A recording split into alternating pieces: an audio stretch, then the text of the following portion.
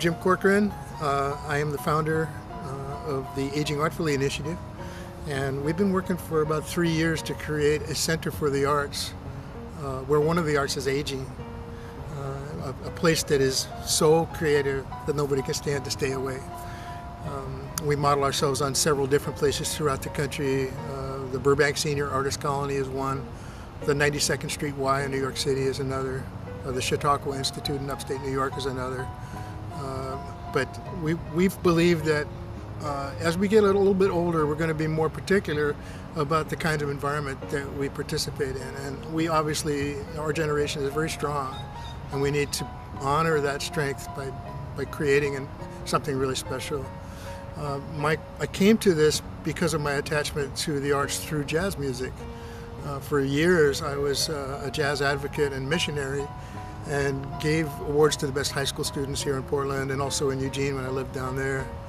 But made sure they got to the jazz camps and were around the professional musicians who could help them. But so now I have a very strong base in the Northwest, and in particular in Eugene and Portland, among jazz musicians and educators.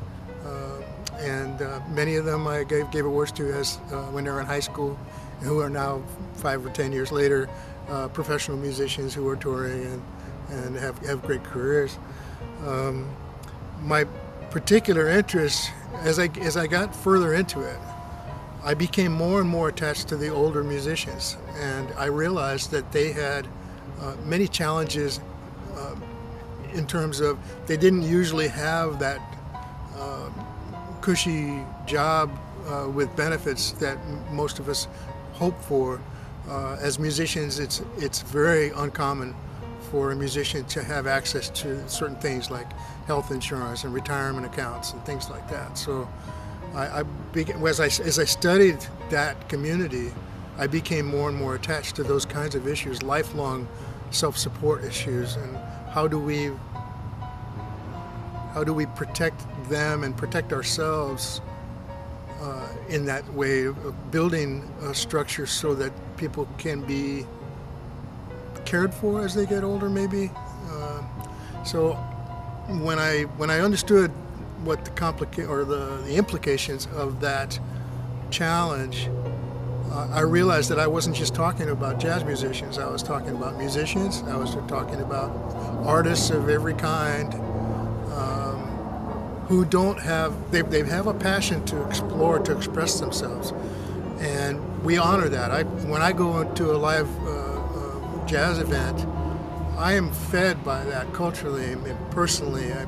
My heart and soul grow from that input, and I just hope that I will have in some way be able to help those people to find ways to support themselves and to also be